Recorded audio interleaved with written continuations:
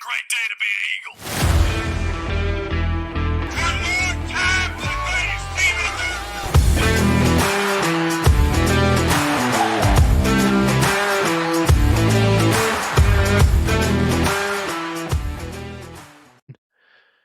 All right, Eagle Nation, welcome back to episode 2 of season 9 of GATA Talk, where we are going to talk about offense, Cody. All right. Everybody's favorite subject. Everybody's favorite subject, including quarterbacks. Outside of Eagle Creek development. That's right. That's right. Which we talked about in episode 1. So definitely go back and watch that. We talk about the new play-by-play broadcaster, Andrew Young. We talk about new development at the old practice fields of Georgia Southern, where Irk founded the program. We talk about new defensive coordinator Mike Moots, and break down the entire defense. So like the bulk of the episode is breaking down the defense.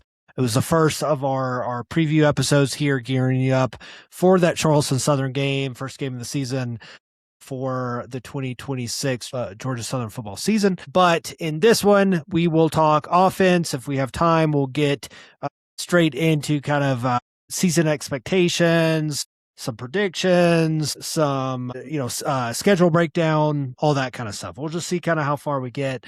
But welcome to GATA Talk. If it's your first time joining us, welcome. If you've been with us from the start since 2018, welcome back. And be sure to like, follow, subscribe, all the things. We're on YouTube. We're on all the listening platforms. So definitely go do that. Spread the word. We want to continue to grow this thing. We've grown every single year that we've done it since 2018, but want that to continue. So tell a friend to tell a friend, that whole thing. Give us a review. It really does go a long way. Thank you to our sponsor, Cut Tools, KNKUT.com. Premium drill bits and cutting tools. It's a Georgia small business. It's alumni owned by Andy Thompson. I'm super passionate about Georgia Southern sports. I know he's ready for the season. But so please, if you support us, please support him, even if it doesn't affect you directly. I'm sure you know someone that could benefit from having these like really high grade, high quality drill bits and cutting tools. So go check them out at KNKUT.com, KNKUT.com. Cody, let's jump right into it with offense. I mean, we'll start with the position that everyone wants to talk about, right? That takes up all tight end. The tight end, offensive guard. We'll start with quarterback. Okay. So, right. Obviously, if we must, it's interesting. So, we teed it up in the first episode on Max Johnson.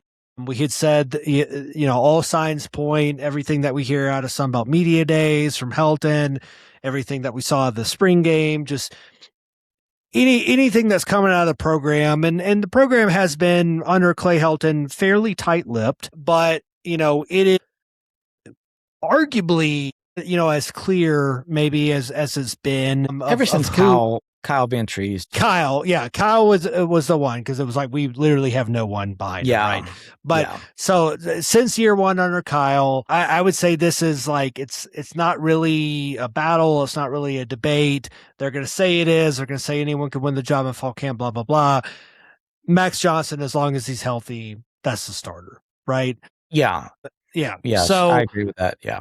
So let's just start there. Obviously, we had an entire episode dedicated to him when he transferred in from North Carolina.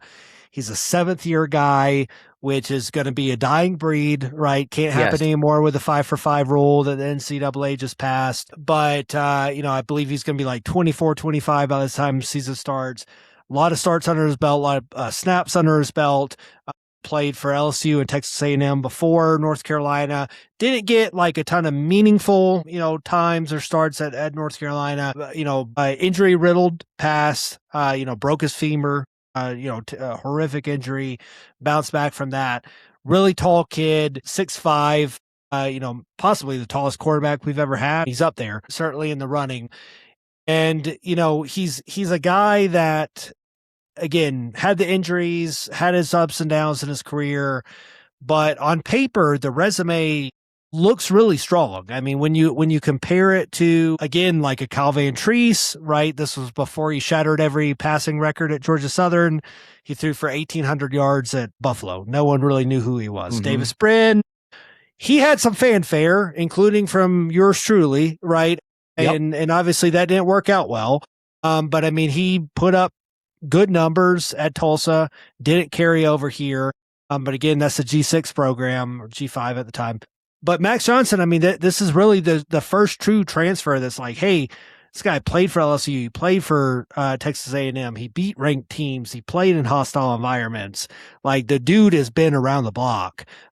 So from that point, I mean, I guess let's just start there of like, what does that bring to a program with Clay Helton kind of going back to the well there of the one and done loner quarterback out of the transfer portal to bring in a guy like Max Johnson that's not maybe as big of a question mark as a Kyle Van Treese or Davis Brin was? Yeah, I think it was, it was obviously it's a great, potentially a great move. I think with maybe what we have behind Max Johnson, we have a little bit more freedom to go after him, right? Whereas with Kyle Van Treese and Davis Brin, we really had nobody behind those guys. It was like they have the job, and it doesn't really matter what happens.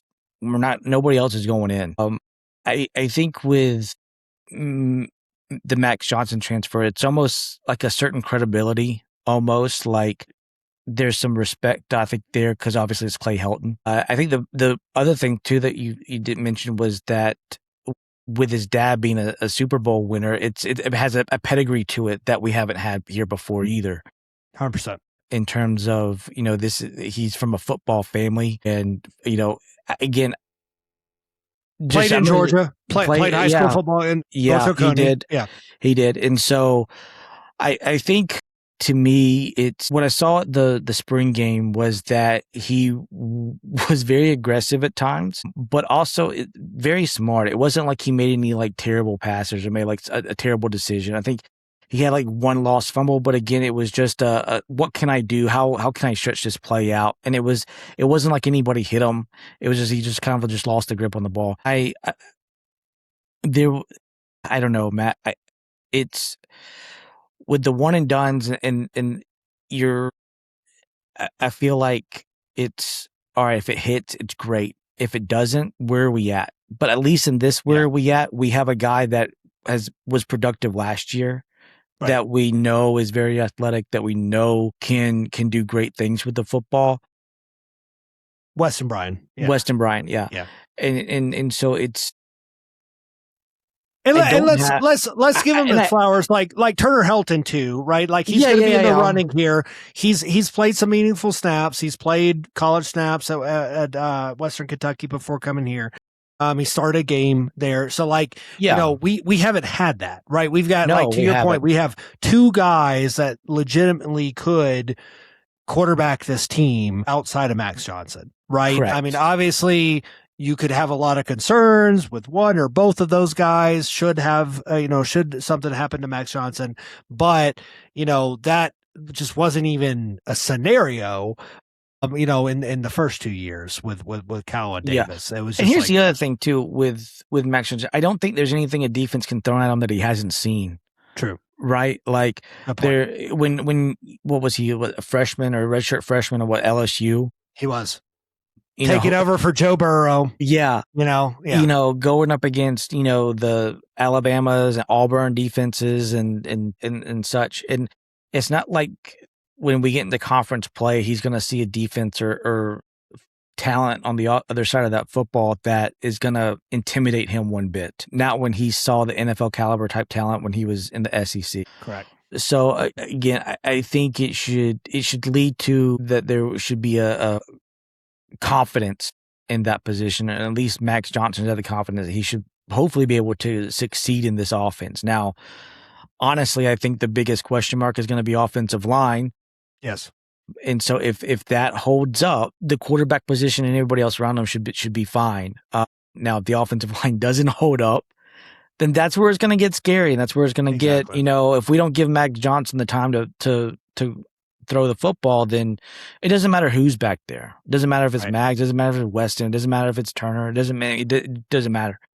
I mean, it could be Joe Burrow back there. It could be. It could be. If he doesn't have blocking, he's good. Yeah, correct. So it's again, I like the ball that he threw. I know it's left-handed and it kind of spins different, but again, it was a good football. It seemed to be on point most of the time, and in terms of him moving around and in and out of the pocket and that aspect of it, he looked fine and didn't look like there should be any concern. It wasn't like you could audibly tell there was like he should be on crutches or anything crazy like that. Like he looked like a collegiate football player out there. Yeah, he looked like he could still play. Yeah. And again, like, you know, 7th year guy, not often do you get to look at like ESPN stats and get 6 years of data to analyze, but you do with him. And again, 2 years at LSU, 2 years at A&M, 2 years at UNC, took over for Joe Burrow as a true freshman in 2020, 58, almost 56 or 59% completion percentage, over 1,000 yards. What stands out to me, Cody, in his entire career, whether it was starting or playing mop-up duty or spot starts or whatever it may be, is his touchdown to interception ratio. 49 touchdowns to only 13 interceptions over a 6-year career. Right? He's only thrown 13 interceptions. We've had a Davis Brin, a Calvin Treese that eclipsed that by a lot in one season. Correct. Right? We had, JC French. I think it was 8 interceptions last year, 11 interceptions the year before. So, the most this kid, Max Johnson, has ever, well, not kid, but this grown man has thrown in a year is 6 in 2021 at LSU. But he had 27 touchdowns that year.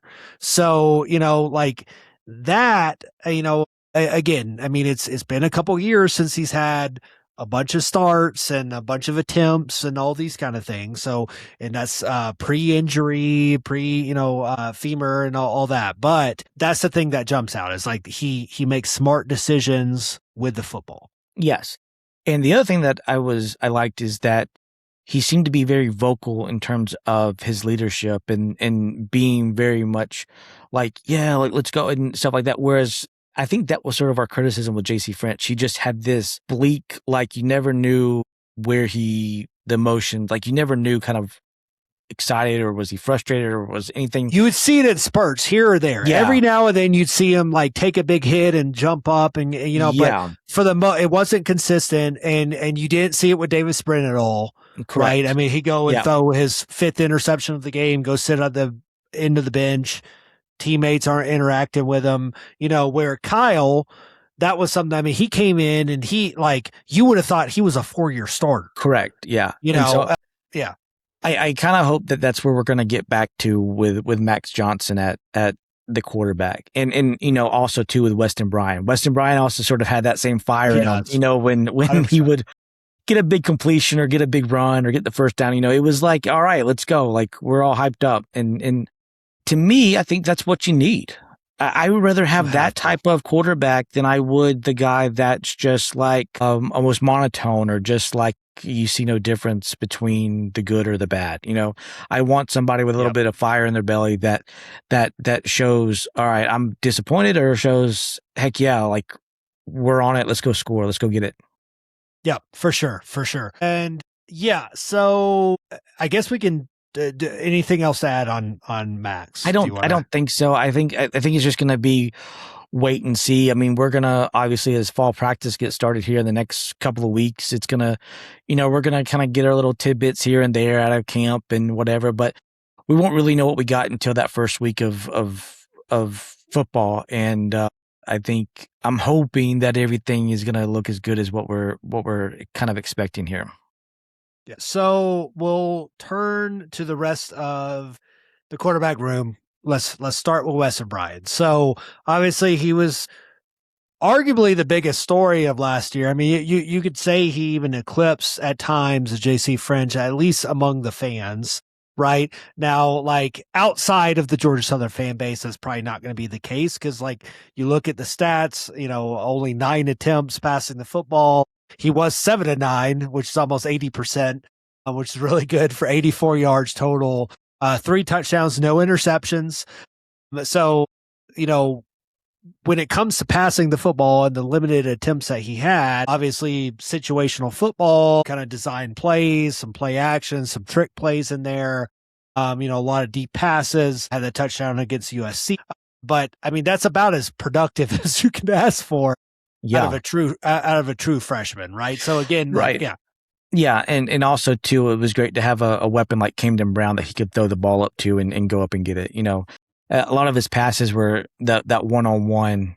Camden Brown's isolated. All right, let's just give him a jump ball and see what happens. Stand out the USC play, phenomenal play. But no, in the spring game, they really, you could tell, worked with him in terms of not just the gimmick plays or the specially designed plays for him, but working him throughout the whole offense and the scheme, right? So it wasn't just, all right, can he throw the one-on-one deep ball, on a 3rd and 1? It was like, can he manage the offense from the 25 and go? And so he looked good.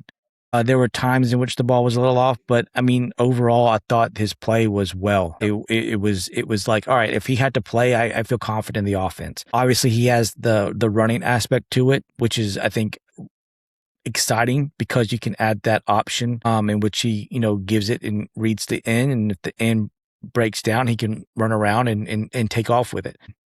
So, in terms, I know they say Turner Helton's number 2. But I honestly think that we will see almost, I don't want to know if it's going to be like a Fabian Upshaw situation where he gets one guaranteed series each half. Right. But I would not be surprised if he gets maybe at least one series per game and says, all right, you get the, whether it's a 3rd series, whether it's a series in the 4th quarter or the 2nd quarter or whatever the case may be. I would not be surprised if there's something along that for Weston, just to continue that development and to continue that progression, because we know after, next year, he's the guy.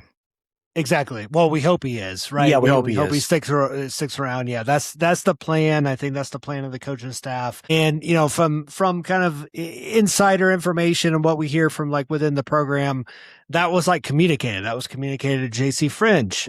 I don't know how much of a motivation that had in him leaving.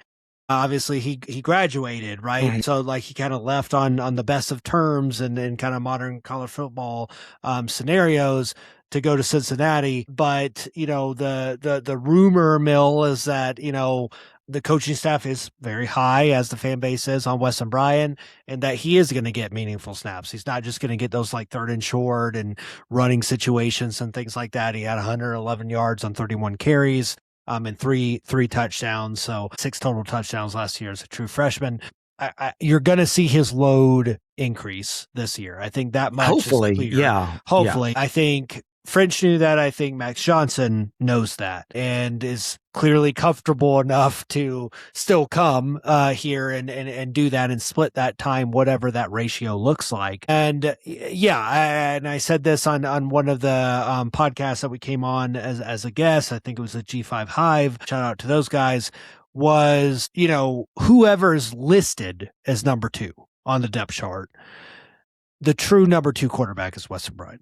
I think, honestly, like, it coming, last year, I don't think he was listed as number 2 ever. I think it was always Turner Helton, but I think at some point he was even number 4, maybe on the depth chart. And there was questions obviously early on, were we even going to burn his red shirt? Right. He gets those like 5 games, and all that. And obviously we did that, but this year, you could see Turner Helton still listed as number 2 because he's the most kind of comparable quarterback, I would say, to Max Johnson and skill set and that sort of thing. But he's also a senior, and the future is Weston Bryan. I think that much is clear. So whether he's listed as 2, as 3, I don't think he'd be listed any lower than that.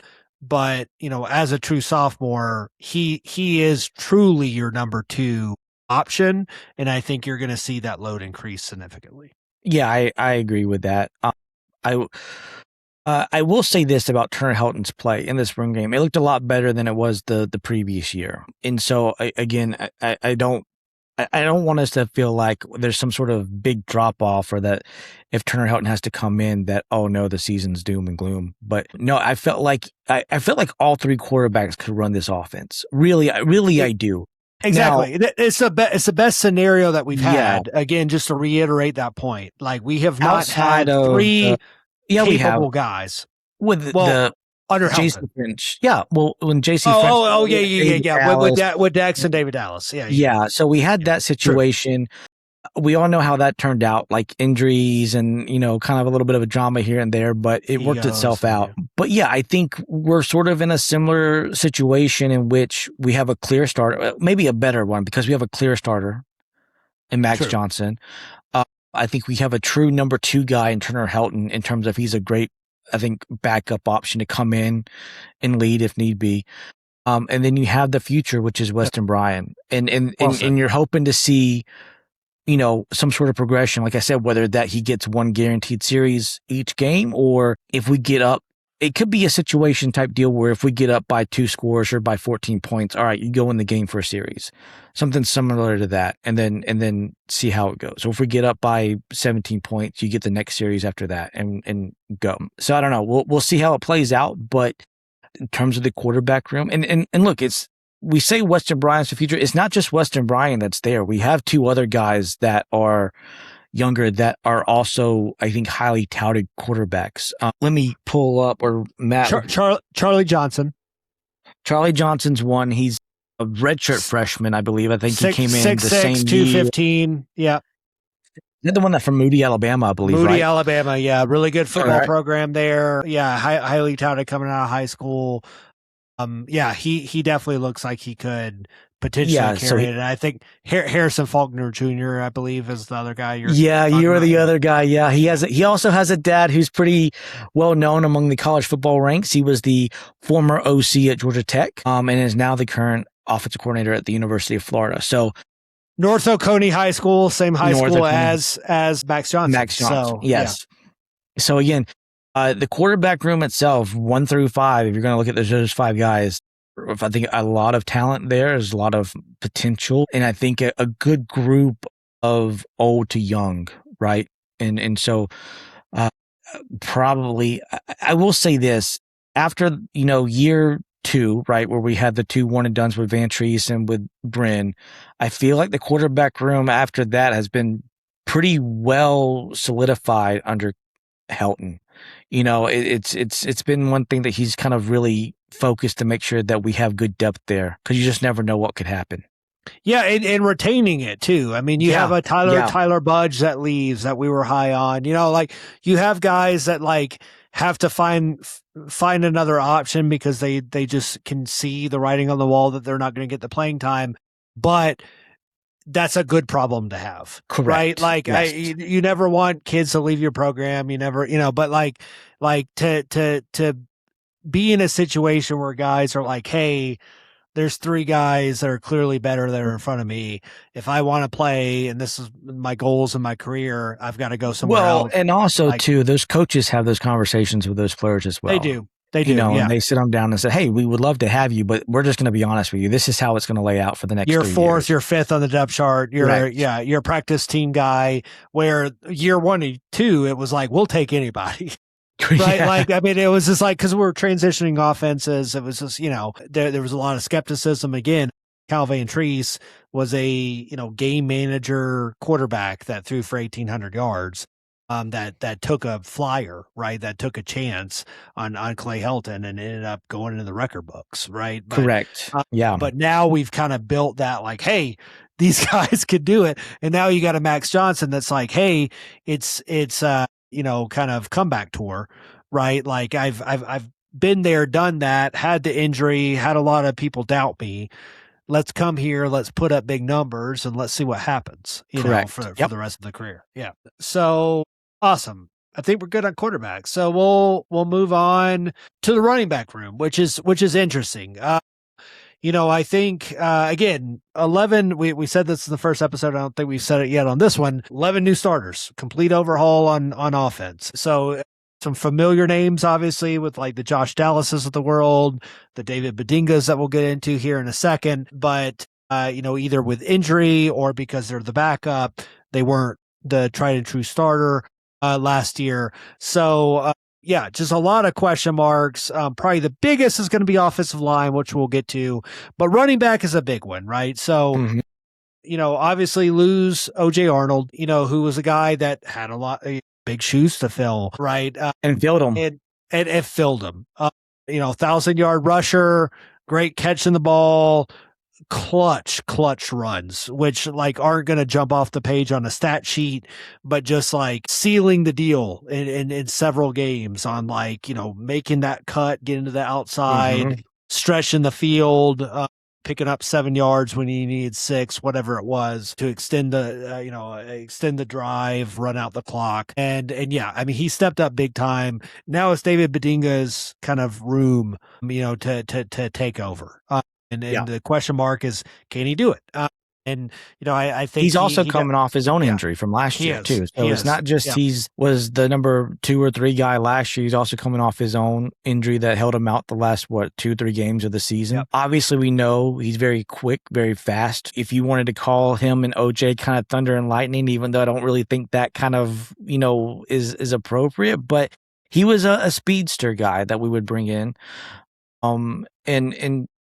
Look, I think he deserves the first shot at taking over the running back 100%. position. I honestly do. He's earned it. Let's give him the shot to do it. Now, are there some other guys that can take over if for some reason he, for whatever reason stumbles or doesn't produce like we're hoping? Yeah, but he honestly deserves to come out against Charleston Southern as the running back 1, unless something's crazy going on in fall camp where somebody just blows the doors off the hinges and nobody knows. Or he's injured. And yeah. Exactly. I 100% agree. He has 100% earned the job to lose, yes. And that's a good way to earn the job. To lose. Yeah. Earn the job to lose. And I mean, obviously the biggest question mark is going to be his size, right? Is he an every down back at 5'7", 190? He's a tiny guy, but you look at that running back room. Yes, she's 6 football. We're not going to get those huge bruiser backs. We're not going to get those guys like the APs, I had it on the tip of my tongue, but some of those bigger bowling ball type of backs that you had in the past. You're not really going to have that, not just in this era of college football, but also in the system, right? So you look at the running back room, the only guy that's 6 feet or taller is Terrence Gibbs at 6 feet and 205. And then everybody else is under 6 feet and basically less than 200 pounds, so it's they're tells me they need to be good at catching the ball in the backfield. I think that's going to be probably, I think probably one of the first requirements is going to be outside of pass protection is, can you catch the ball out of the backfield? Because we're going to need you in case it's covered and you're going to kind of be the out guy to dump the ball off to and maybe get 3 or 4 yards and all right, on to the next play. So, but yeah, you're right. It's a different game than what it was 20, 30 years ago. The dynamics of the running back positions have sort of changed. And so is the size a concern? A little bit, but we've seen smaller running backs be successful. I mean, I think one of the more famous ones is Warwick Dunn, right? Who was obviously a very small guy that did very well at Florida State and the NFL. So it can be done. It's Matt Breida. I mean, Matt Breida, he was smaller. Is a smaller guy. So again, it's not like just because they're a certain size, they won't be successful. No, that's not. There's plenty of cases to show, but I think how you termed it's his job to lose is, I think, the right way to kind of look at this. I think it's Bedinga, but I think there's several guys behind him that they can rotate in and out and be kind of like a committee, and whoever has the hot hand can take it and go forth with it. Yeah, so he had 196 yards rushing on 49 carries last year, 4 yards a carry, only 5 receptions for 18 yards. So that's going to be interesting to see, if he can step up and which I think Terrence Gibbs had more receptions than he did last year. He did, I believe. Yes, he not by much, but 68 yards, 7 receptions on 68 yards. Yeah, so it wasn't a lot, but considering who played the most, it was Bedinga, but Gibbs had more receptions in terms. So honestly, I would not be surprised if it's them 2, 1-2. And you see a good rotation between the two, and whoever's the hotter one is going to get the most playing time. I think that some guys, I mean, some of these names you're going to recognize. 6-year guy in Jamarian Samuel. He got some snaps last year, 37 snaps, 87 yards. So actually more yards than what Terrence Gibbs had. You had Bryce Baker, 88 snaps, 40 attempts, 52 yards. So again, right there kind of with Terrence Gibbs. And then Teo Todd, another guy, 83 snaps, 27 attempts, 97 yards. I think him and Baker were the ones that ran the ball in the Marshall game, correct? The Marshall game, they took it over. Yeah, they did. Yeah. So again, you saw the talent there last year with them. While the running back room, and I think this is what we really want to convey across, is while the running back room may be a question mark in terms of who's going to get the load, I think the talent's there that whoever gets the load, it's going to be fine. I agree with that. And we've said this on another podcast, but like I think it's running back by committee, and that's not a bad thing, right? No, it's so not. like these guys, they're built different. They have different skill sets. So like if it's a passing situation and you need a guy that can catch the ball in the backfield, if that's Terrence Gibbs, have him in the game. If you need that guy that has that breakaway speed like a Badinga and could do those like Hegon type runs like Breida, he's in. If you need a guy that's versatile, maybe that's a Bryce Baker or Teo Todd. Maybe it's a newcomer like a Tyrese Woodgett, right out of Georgia Military. We haven't talked about him yet. He's a name to look out for. He's a sophomore, put up huge numbers at Georgia Military Academy. 5'10", 190. So again, not a huge guy, but really productive. Well, and I'll also tell you this too. In Phil Still's book, it says that he may be the most talented running back that we have. Yeah. So, Yeah. I mean, that's again, when we feel like we're pretty talented with Gibbs and Badinga, as well as Todd and Baker, if you're saying that this guy from GMC may be the most talented, well, I mean, it's 5 guys right there that I feel pretty confident with, given whoever takes the ball is going to do well. Yeah, I agree. And I'll say this, like, I mean, obviously like Helton and the offense and Aplin and all that get a lot of, a lot of heat for, being more balanced and not running the ball enough. Again, OJ Arnold, 1,000-yard rusher last year, right? I mean, we've had some productive backs in the Clay Helton era, I will say, and we have also maintained a very talented running back room in the Clay Helton era. So I will say that, like that a lot of people, were worried that was going to have a huge drop off when we became this air raid system, and it really hasn't. No, now it's just more of like who's going to be that guy that steps up. Well, and I also just remembered this too, and I don't have the name, but maybe you can look it up real quick as I'm talking about it. We have a new running backs coach. So the previous coach is now, I believe, the tight ends coach, and we have a new running backs coach that is now coaching this position, which I'll be honest with you, I'm kind of excited. Andre Crenshaw. Yeah, so he comes in from Coastal Carolina. Yeah, okay, so he was in Western Kentucky, right? At Western Kentucky. Yep. Okay. He spent the previous 2 seasons at Western Kentucky. He was had a year as running back coach at Coastal Carolina. Okay. So again, experience there at the running back, coaching the running backs. Obviously, with being at Western Kentucky, he's familiar with the system and familiar with working with a head coach named Helton. So I think, look, if you're concerned about maybe the talent or the experience of the running back, I think you can look at the coach that we just hired to take over there as, all right, we obviously have a coach that knows the system, knows how it needs to work, and knows how on the field guy too, right? Yeah. Because that was the knock on the last guy was correct. He was an analyst. He never was on the field coach. So yeah. So I think honestly, while the big question mark is who's actually going to be the workhorse, whoever it is, I feel pretty confident in.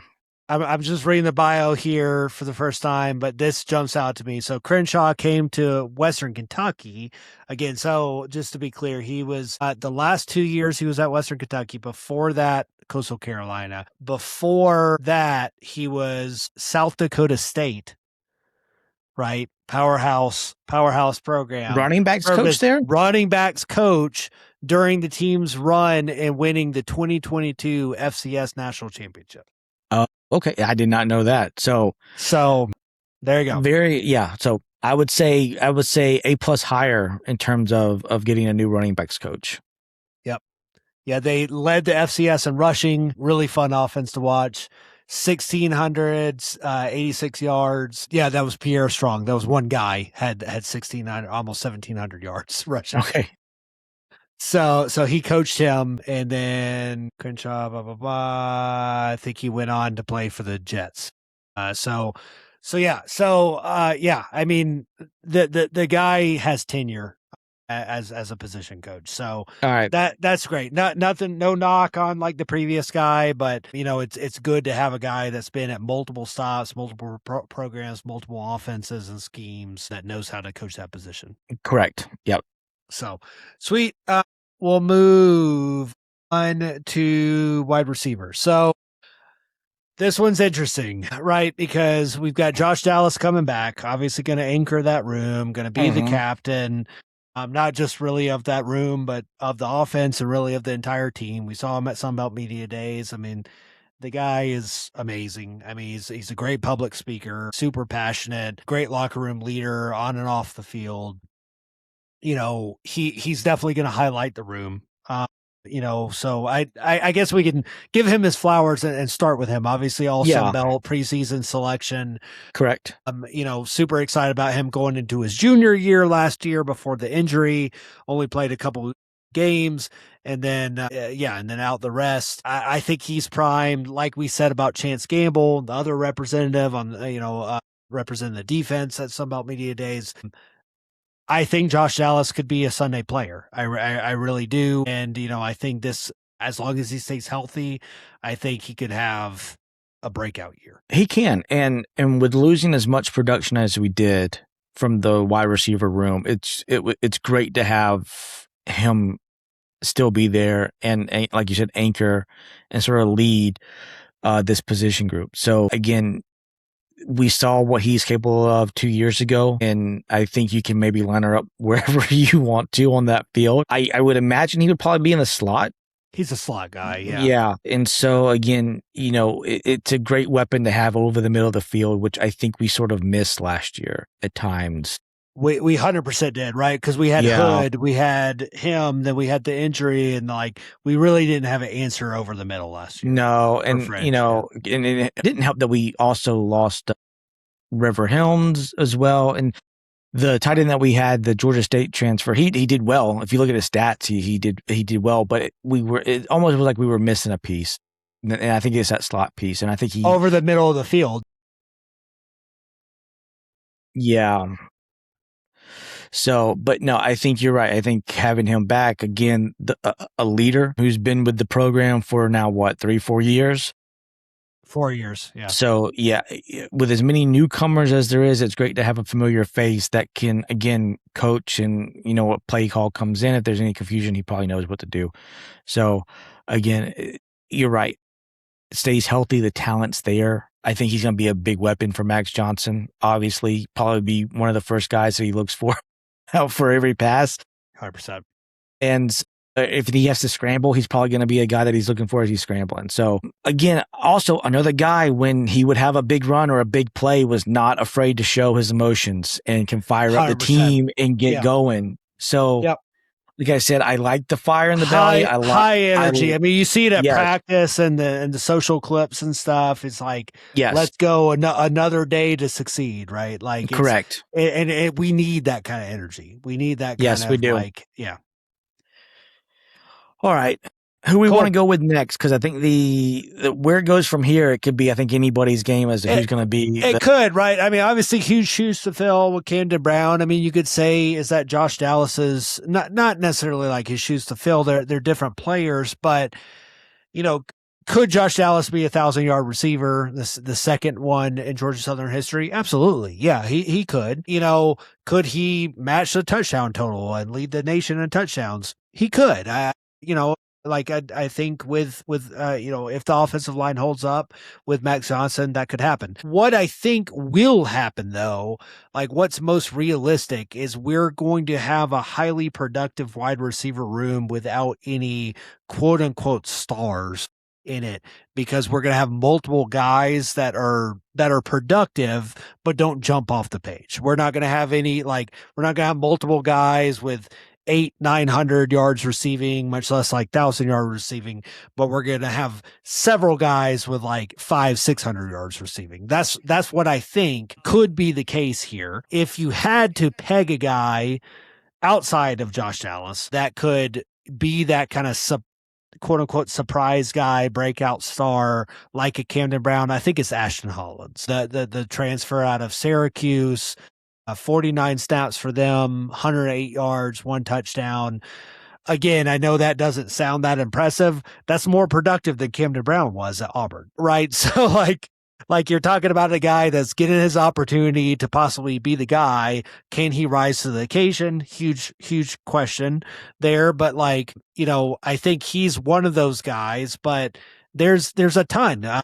Cam McKell, the kid from Colorado, 6'2", 195, played running back and wide receiver under Deion Sanders at Colorado. Statesboro High kid, played basically every position. He was a Jason Foster, of Statesboro High. So, that guy could do stuff. We got King Phillips. He's a transfer from a Division II school, Texas A&M Kingsville, 6'1", 190, highly productive there. I think he had close to 1,000 yards receiving, 800 or 900 yards. So, and then Noble Johnson, a guy from Clemson and Arizona State, 6'3", big body, 210. And then the final guy I'll mention is Alex Taylor, redshirt sophomore, 6'2", 200, North Carolina. 6 games started, 27 yards last year. The reason I mentioned him is North Carolina. He played with Max Johnson. He was on basically the same unit with Max Johnson, probably in the second team unit there. So they might have that chemistry that might jump off the page. So Cody, I'll let you break down. Yeah, go ahead. I was going to say there's another one too that I'm seeing here, an Andre Green transfer from Virginia. Virginia. So you have, again, what did we talk about with Camden Brown and his success? It should fuel other P4 transfers who may feel like that they have the talent, but for whatever reason, they're not. He was the poster child. Yeah. He's the case study. Yeah. Virginia, Illinois, North Carolina, here we go.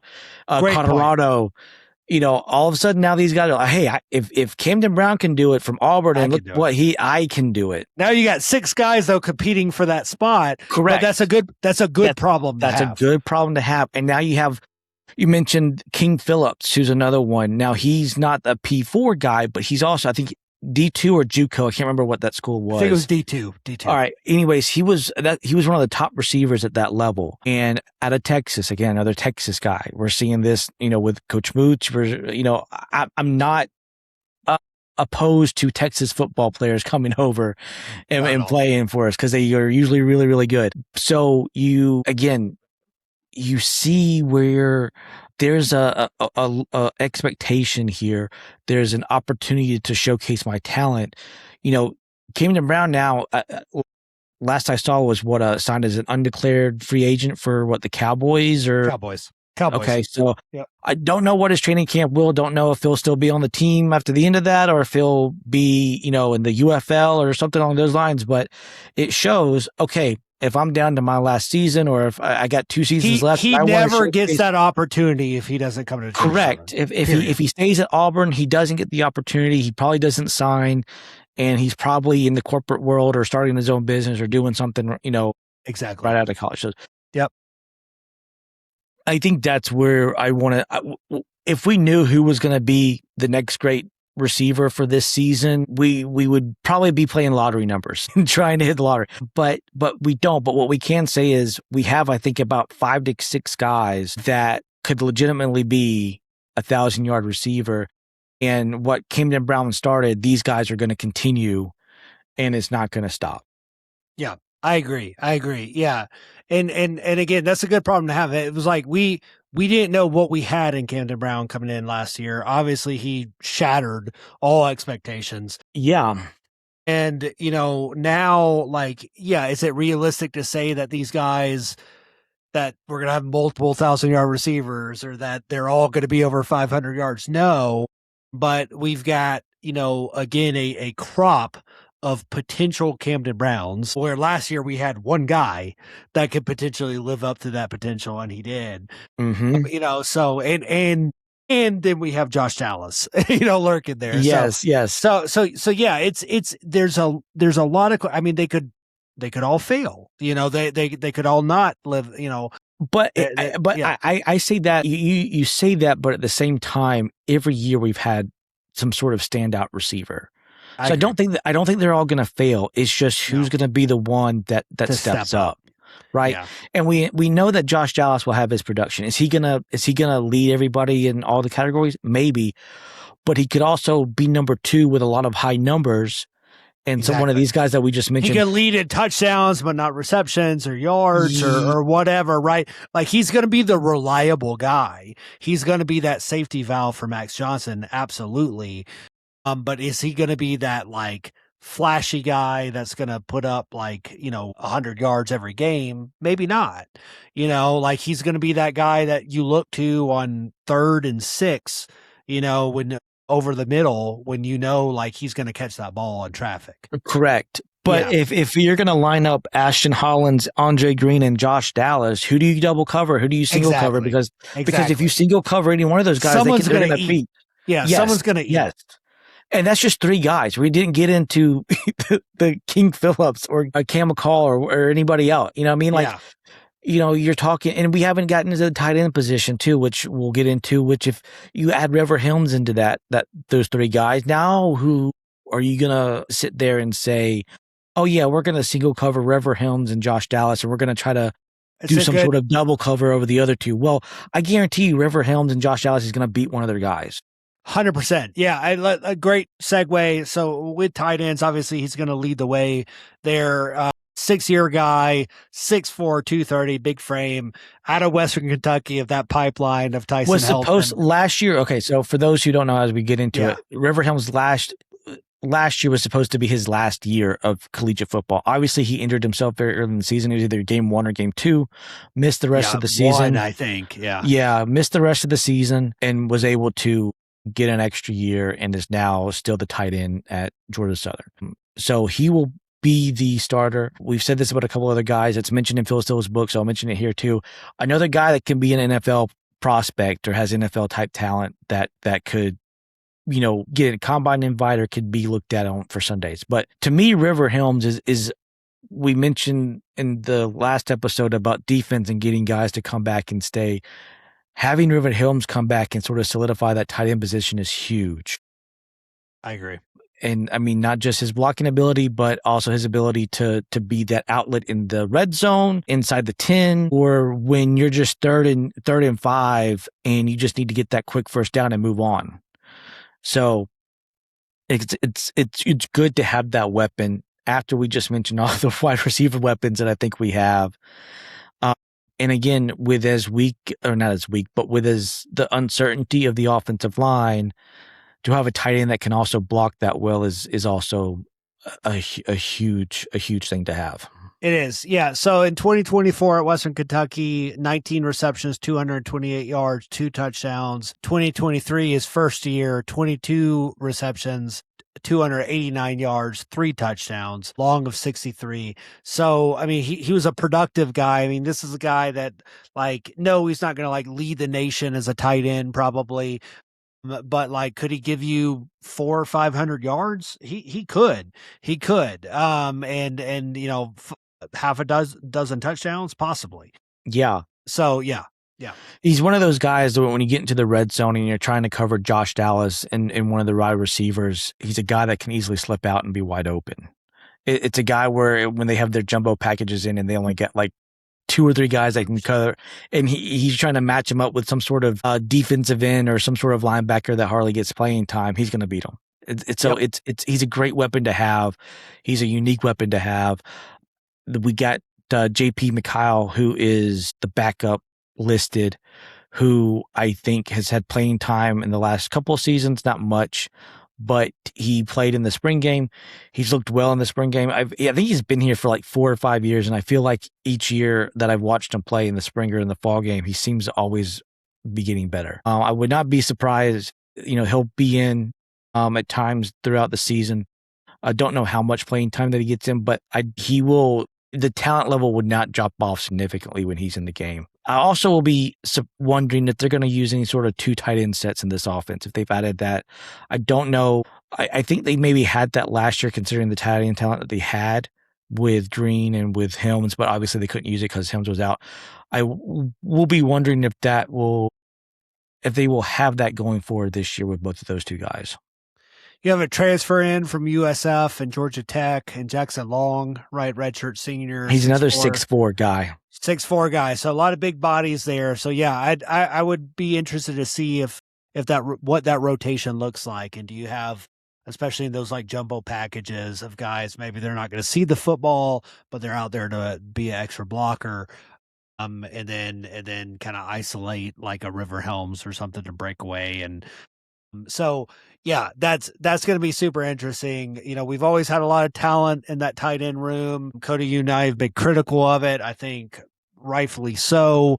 That it's been underutilized at times, not just under Ryan Aplin, but under Brian Ellis as well, previous offensive coordinator. So that's going to be the key, right? Of like, we've had some P5 transfers in, we've had big bodies, the kid from Kentucky that was like 6'5", like that we just, Upshaw, right? That we just didn't really see utilized as much as he probably should have been.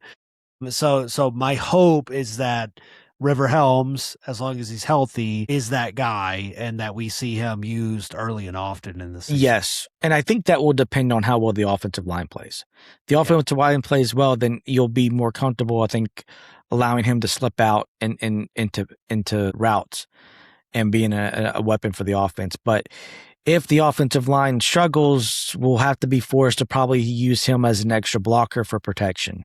Which is another great segue. So let's do offensive line.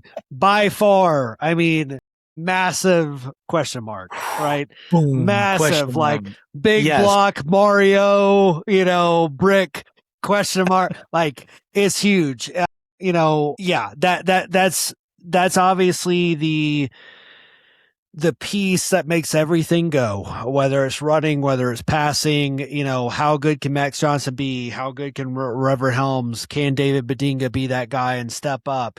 It all starts up front. And it's, again, a huge question mark. Caleb Cook gone. Johnny Brown the third gone. Robert Wright Jr. gone. Chandler Strong gone. You mentioned in one of the podcasts that we did that Clay Helton has done a really good job at retaining players for the most part. And I felt like last year, this offensive line, for whatever reason, was the one position group that got away, right? Because you had a lot of guys that transferred to other programs. Now, I think a lot of that is probably NIL and money that may be offered to them and so forth. But for whatever reason, we saw a lot of turnover with this offensive line. We did. But it's a blessing and a curse, right? Because they're not transferring to, Citadel FCS schools. Yeah, exactly. Like they're not transferring to Wingate or whatever, like Austin, PA. Like they're transferring. Caleb Cook, South Florida. Johnny Brown Jr., Louisville. Robert Wright, Michigan State. Chandler Strong, North Texas. Like these are all really good programs, right? Pishon Wembley graduated. That's a good problem to have, of like, hey, they clearly showed something on tape that got the interest of these P5 schools or a top tier G6 school in like a North Texas. But yeah, basically the guys that are going to anchor this line, that are going to be really looked to solidify it, and there's 2 spots that I feel comfortable in right now. Ty Furnish and Kalen Williams, right? Yeah. No, Mo Clipper. No. Mo Clipper, okay. The transfer from Charlotte. Okay, yeah. So let's start with the center, right? With Ty Furnish, right? He's the transfer from Virginia we got last year. Yeah. Has multiple starts at Virginia. I don't think he played too much for us last year, I don't think he played at all. Okay. But yeah. I think he was the one that like had the weird eligibility stuff. All right. They said that he had 10 games, so I think he's more of a rotational piece in. Maybe.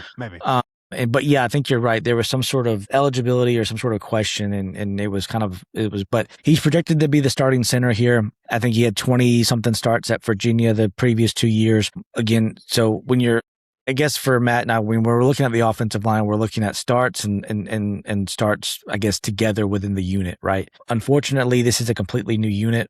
Yeah. And so that's one of our big concerns there. These are 5 new guys playing with each other, trying to learn how to block with each other. Lining up against each other for the first time. Yeah. So, but Ty Furnish, 20 something, I think 29 starts at Virginia. So in ACC, right? Yeah. So yeah. Again, when you talk about the center, that's the guy who has the ball, always touching the ball along with the quarterback. So I feel pretty confident that's going up against Miami and Clemson. Yeah. So, okay. I feel like that's going to be okay. Mentioned Clemson. We played them. And so now this is where left guard, Mo Clippers, where they're projecting him to be at. He came from Charlotte, had 12 starts last year at Charlotte, 6'4", 310. So big guy, interior line, center and left guard is where I feel confident at. You mentioned Caleb Williams. I think he's at the left tackle position, has been here for 6 or 7 years as well. He's been here for a while. Again, he's another size-wise looks great. I think he's like 6'7", 300. 6'7", 300. Yeah. Okay, so transfer from Georgia. I think he played Georgia before. No, this is no transfer from Georgia. This was, I think he came from Dublin. I think he gray shirted or something like that. That was the transfer. I think he was only here for a year. That was a year or two ago, if I remember correctly. But Caleb Williams has started on and off when folks have been injured. So it's not like he's unfamiliar with the offense and has not had any playing time. And so I feel a little bit, again, I think he started the first 2 games of last year. Okay. And then I think he got injured or had some injuries that kind of kept him on and off the field throughout the rest of the season with a torn ACL. Okay. So there you go. He was against USC. Yeah. So, all right. So he was the starter last year, coming in injured. So that's a good sign. That is a good sign. Yeah. So it looks like the left side of the line is maybe center, left guard, and left tackle should be okay, right? I think we're kind of okay on that side. Now, when you get to the right guard and right tackle, I think is where we have question marks. You have Matthew Williams. It says he's played in 18 games the last 3 years here. I can't remember. If he's played it, hasn't been too much. Doesn't ring a bell. Doesn't ring a bell. I will say this in terms of he's 6'3", 295. So again, has size. I don't feel like we're at some sort of disadvantage where it's like a 6 foot 280 or something like that, where this isn't obvious. And then for the right tackle, Colin Alexander, sophomore, 6'4", 300. He's played in 15 games the last 2 years. That name sounds familiar, but I don't think it's a rotational piece or has played when somebody's gone down. I would say maybe the right side is where your concern is at. And I'll be honest, that's probably where a lot of the defenses are going to try to bring their pressure from and say, okay, this may be what appears to be the weaker side of the line, and this is where we're going to attack. I will say this. It's not. I think the concern for me, and Matt, tell me if there's other concerns for you, is that these 5 guys have not played together as a unit at all. That's and I the think biggest that's thing. my biggest concern. 100%. Like we said in the defense episode, like I don't care where you played as long as you played. If you were productive and played meaningful snaps in college football, Division II, FCS, FBS, whatever, that's great. And especially for a position like offensive line. But where a wide receiver unit or a running back room, they can figure it out more quickly than a line. A line has to be a cohesive unit. They have to know 5 guys having to work together. 5 guys moving in the same, like they're speaking the same language with their bodies, right? And like you have to know, like if maybe you are a rotational guy, you can play center, you can play right guard, left guard. A guy that you didn't mention is Cole Norrad, right? Yes. Out of East Tennessee State, University, and he, I believe, played center last year. He was like a all-conference player, I believe, maybe even All-American, and I think he was a freshman All-American actually.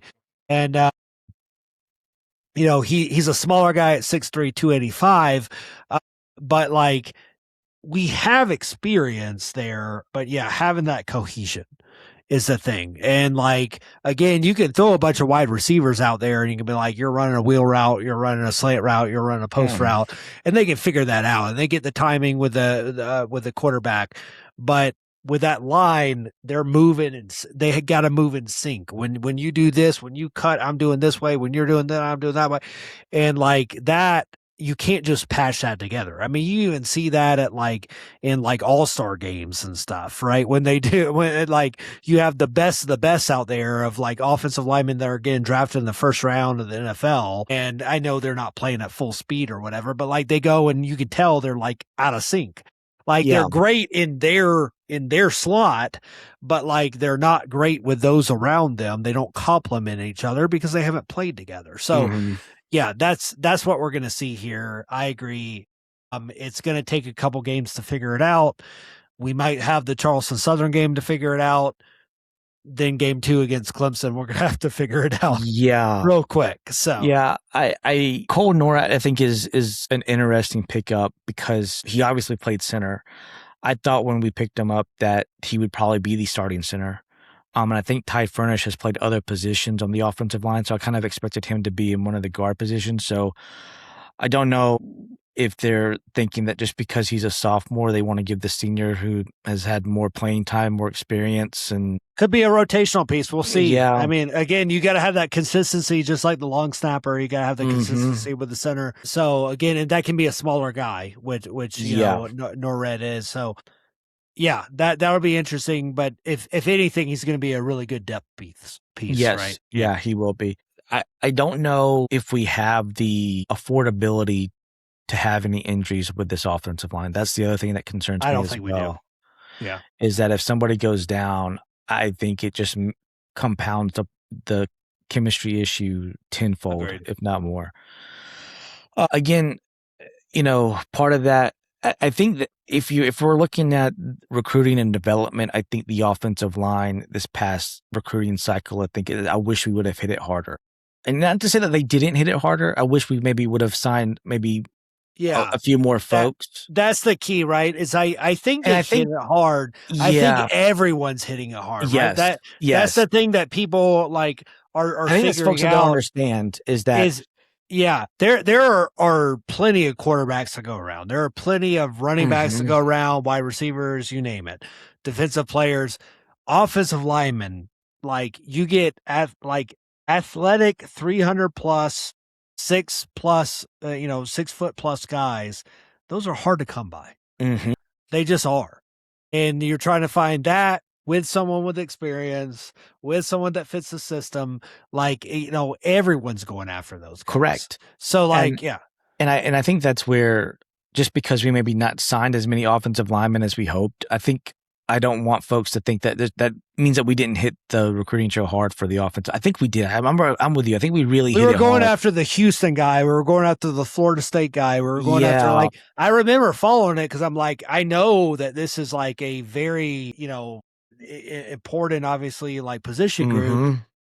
And yeah, I remember like seeing the offers come in, but you're competing with just a lot more money and bigger opportunities and things like that. So it's tough. It really is.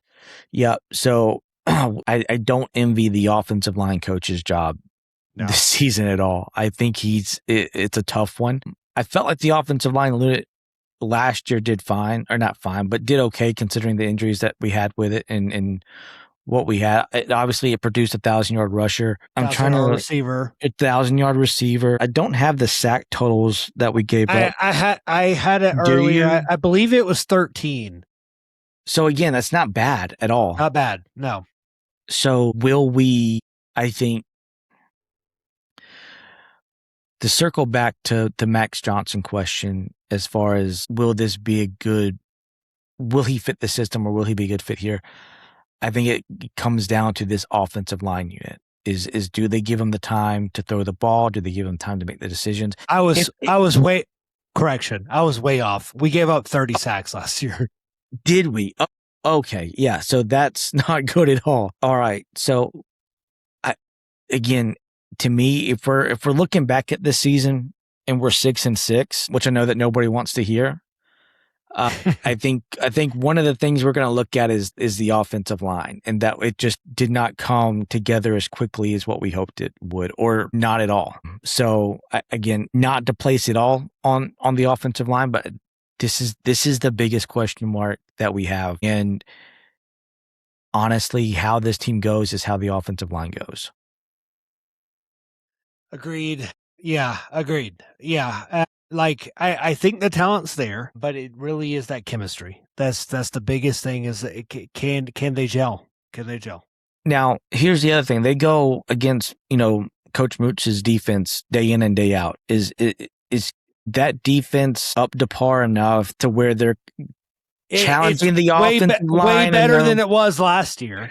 Okay. Right? So I think it's a great point. I think going up against that day in and day out, compared to the last couple years, he's sending his guys, he's doing, maybe, they're not full contact, whatever, but he's showing that pressure. We know the defense is going to be aggressive. And I don't know if they were seeing that in practice under Bailey or Harris for that matter. So yes, I think from that standpoint, we're set up as best as we can be. Is that Clemson? Is that the defensive line at Clemson that's historically good, no matter how good or bad the actual team is? No. Is it going to prepare you for Charleston Southern? Yes. Is it going to prepare you for South Alabama and Troy and Louisiana Tech? Yeah, I think hopefully, because we're gonna need it to be. But yeah, I think, and look, Coach Aplin's job is to solve that problem. If he knows the offensive line is going to be a weakness, then he's got to develop a system and play calling that can overcome. It's got to be that. It's got to be getting the ball out quick. It'll probably look a lot like hatch attack, right? So, swing passes, and if that's the case, and we're successful, then Josh Dallas has 1,200 yards because it's just slant. Yeah, quick passes, getting it out. So, and also too, if we're giving up pressure to a 4-man front without the opposing team blitzing, that's going to cause more difficulty in the passing game for those quick passes, right? Because they're going to drop 7 in coverage, and it's very easy at that point when things are moving really fast. If you only got 2 seconds to throw, that you're going to miss somebody underneath and throw an interception. Now, I like your point that Max Johnson has not thrown a lot of interceptions, and he's seen a lot of football at a very high clip at the college level. But the offensive lines at Texas A&M and LSU are better. They're just better. Yes. Yeah. Yes. So again, can we predict how this is going to go? No. Does it look great? No. Does it mean that it's going to be terrible? No, it doesn't mean that it's going to be terrible, but you're right. They have a lot. They have to grow a lot between week 1 and week 2, and how much they have to grow depends on how well they do in week 1.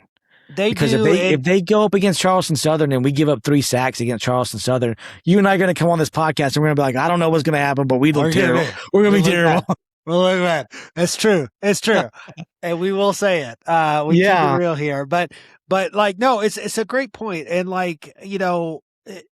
I guess if we can take solace in anything, going back to the Max Johnson thing, he's a smart guy. He's a smart quarterback, very similar to Calvin Trees, where I think he's going to take what the defense can give him, and he's going to take what the offense can give him too.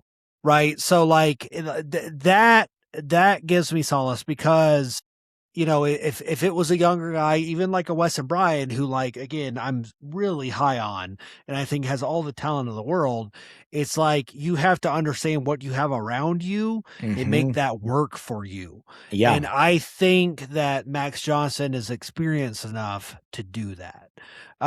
So he can't do it solely himself, obviously, but if it's weak on the right side, weak on the left side, weak up the middle, whatever it may be, we get injured halfway through the season and there's a deficiency there. I think he's going to be able to adjust to it. And I Right. also think too, he may be able to read defenses better than what we've had 100%. under JC. And right, so like he may be able to have Bedinga. All right, I need you here because I tell that guy's probably coming, or 100%. River Helms, I need you to motion over here because I feel like this linebacker's coming. I'll be honest. If we had Max Johnson last year with last year's line with those guys that all went to like P5 schools, I mean, I think we'd be having a really different conversation right now. If I'm being honest, like I think if he had a very solidified line in front of him with that much talent and that much chemistry, with multiple starts under him together, I think we could have competed for the Sun Belt Championship. That's not a knock on French, but I think Max Johnson does have it. I really do. The only argument to that would be the defense wasn't there.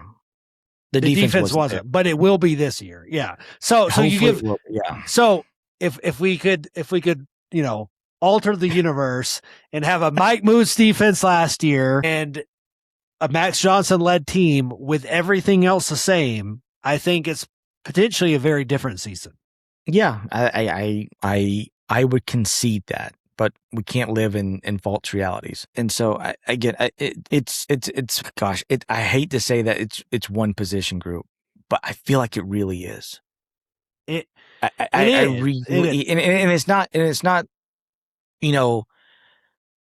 completely fair to them, right? But again, it's just one of those things where it has to come together quickly. It has to come together quickly for us to be successful. And it's not like we start the conference off on the easiest of footing the first 3 games. And so, we're going to go up against 2 really good defenses in those first 2 and 2 of those first 3 conference games.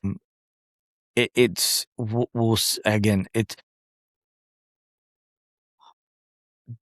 non-conference schedule.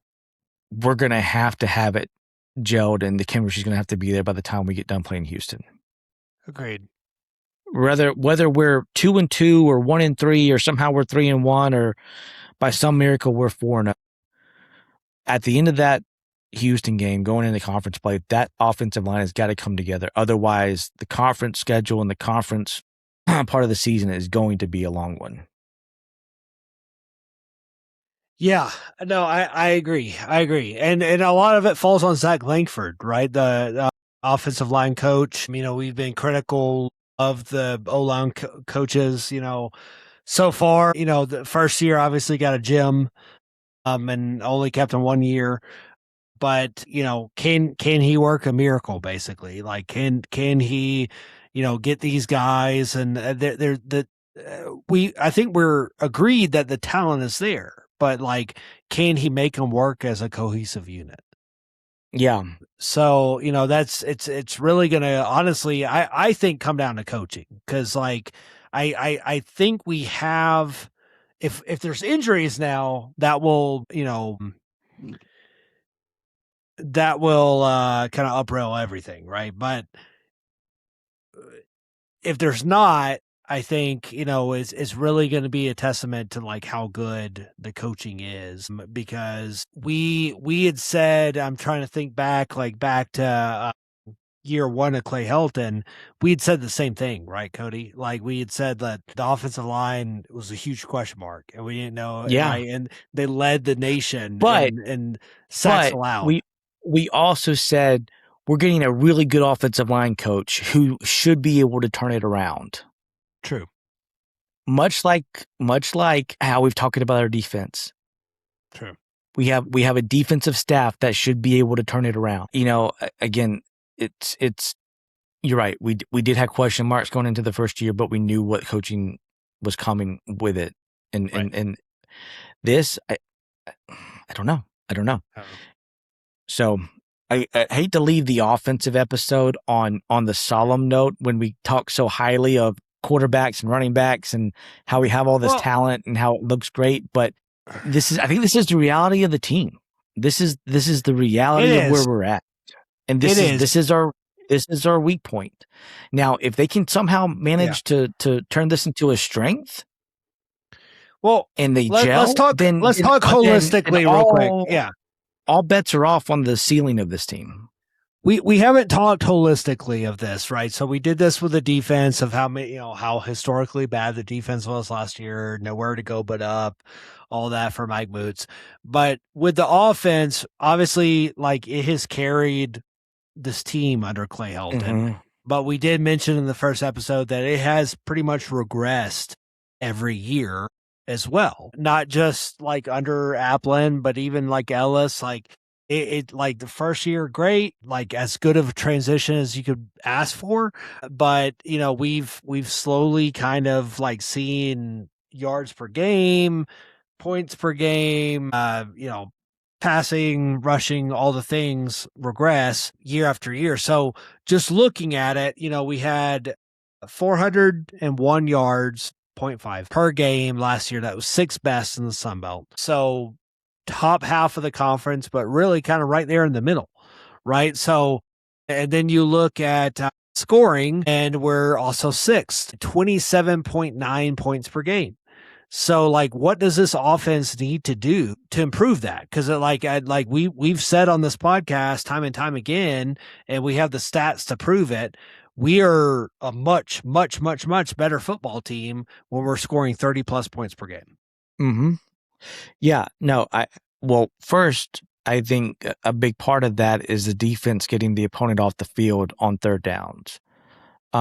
And just in general, just not having to feel like you have to score 45, 50 points a game in order to have you have a chance to win. If you get one or two more extra possessions, that 27.9 points per game could be 33, 34, depending on.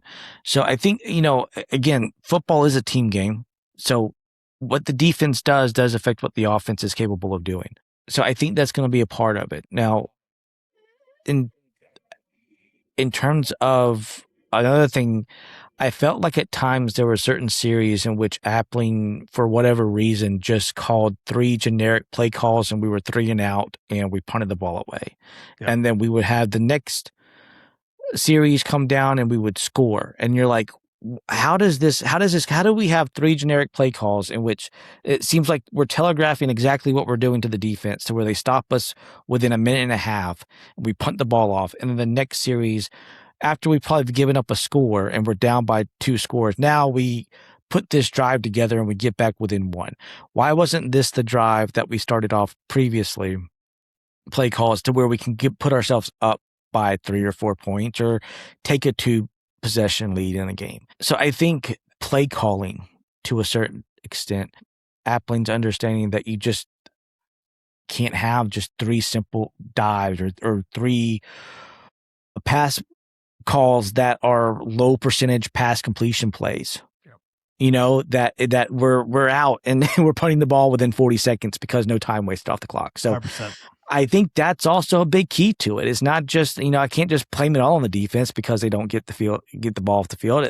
A lot of it is I think the play calling itself at times has been very questionable. The ebbs and flows of it, right? And yes. I do think the defense is going to improve, but that doesn't mean that the offense can take plays or drives off.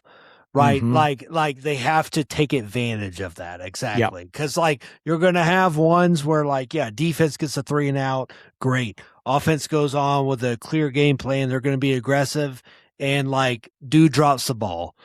Guy fumbles the ball. It gets tipped and intercepted, whatever. Right. And then you reset, but like you said, it's a team game, so it's that fluid kind of aspect of it. And I think there's going to be more opportunities created for the offense to put up more yards, more scoring than last year, or than the defense led last year, I should say. But the offense has to take advantage of it. They can't take those drives off. They can't get lackadaisical with it. That's going to be the key. It's they have to take full advantage of those opportunities they're given. Yeah, I agree with that. And I think that was, gosh, what was it? I felt like there was some game, was it the Jacksonville State game in which we let Yeah. them come back into it, in which I felt like there was a few drives in that second half that it just seemed like we just coasted it in. Yeah. And then, oh no, we're down Offense by put up the points. It's like, we can't, what are we doing? You know, like, Yeah. we're letting them score every drive. We did our part, you know, it's like, no. And it's like we let them back in. I think they even took the lead at one point in that game. They And then we did. had to come back and win. So yeah, it's stuff like that. And, you know, again, there's the other things in which the defense gets the stops. There were times last year, as bad as the defense did, they did get stops when it was still a one possession game. And we would come out there and not put a drive together and just put, you know, what I felt like was 3 bad play calls in a row. And we punted the ball right off. And then that allowed the other team to come down and score and go up by 2 possessions. And now it's like, all right, now we got to, the defense, you know, is already bad. Now you're asking them to make 2 more stops that nobody in the stadium is feeling comfortable that they can do. And, and then all of a sudden he comes down with this great play call and we scored. And it's like, where was this last drive? I know. Or what was it? The App State game last year in which we get into the red zone, 4 or 5 times within the 10-yard line, and we settle for how many field goals? Yeah. You know, and you know, they talked about how App State was this great red zone defense, and I get it, but if you get within the 10-yard line 5 times or whatever the craziness was, you got to at least come up with 3 touchdowns, not 5 field goals or however. You know, it's I think it's that it's taking advantage of the opportunities that you're given, and I feel like at times we have not done so on offense. Agreed. Totally agree. Awesome. I mean, any final words on offense? I think No. I think that covers it. We'll see. I you know, as I think as well as the offense has played under Coach Helton, we really need to see, I think, a really vast improvement. You got to get 30 plus points per game. Yeah, we got to figure out a way to get past that. We got to find a way. Honestly, closer to 35 points if we want to have a legit shot of winning the Sun Belt. I mean, that's tough. That's really tough. If we got to 35 plus, so that would be third of last year. So James Madison, Texas State, and then Old Dominion. Old Dominion had 32 points per game last year. So yeah. So if we could get to 35, that tells me? That's where you got to be at to win the. That's where you got to be, right? Yeah. Agreed. I mean, Troy's interesting because they were only 23.5, but they had a solid defense. Yeah, they had a really good defense. And their defense, and I think they're third their best year last year. Conference. Yeah. Their season was kind of weird last year, if I'm not mistaken. I think they started off pretty bad, but then they kind of put it all together. They did, yeah. So, and then if you look at like conference only, let's see real quick. Then you got Georgia Southern was 9th in the conference when you're talking about just conference only, 26.8 points per game in the conference. See, that's not going to cut it. They can't cut it. Not going to cut it. Mm-mm. So, and and then I'll be honest, if it's that low in conference, I'm surprised we were both eligible. To be honest with you, I'll agree. Like I said, I mean we're in the bottom half at 9. James Madison 42.5 points per game in conference. That's insane. But again, it was matched with a really good defense that was able to get you off the field, so they gave their offense more opportunities to score. So that's the hope. We have a competent defense finally. Maybe we can we get to that point? Probably not. But can we get back to the year 1, year 2 kind of Helton in offensive production? I think that's possible. I hope. I really do. So, all right. Well, with that, we'll end this one. Again, like, subscribe, follow, leave a review, all the things. Thank you to our sponsor, CanCut Tools, cancut.com, KNKUT.com, premium drill bits and cutting tools. That's Cody. I'm Matt. Thank you as always. We will be back with the final preseason episode, which will be kind of expectations, kind of overall. We've hinted. hinted, but barely touched on it. Of just like we've honestly talked very little about Clay Helton and just kind of like the era itself and the hot seat or non-hot seat and where things go from here, and the where kind of the era stands as far as in the grand scheme of things. So we'll talk about that. We'll talk about the schedule, which we haven't talked about. So that'll be interesting to break down. So all of that will be in this next episode, previewing Charleston Southern, and that'll be the final one before the start of the season, Cody. So with that, we'll take us out as always. Hail Southern. Hail Southern. Now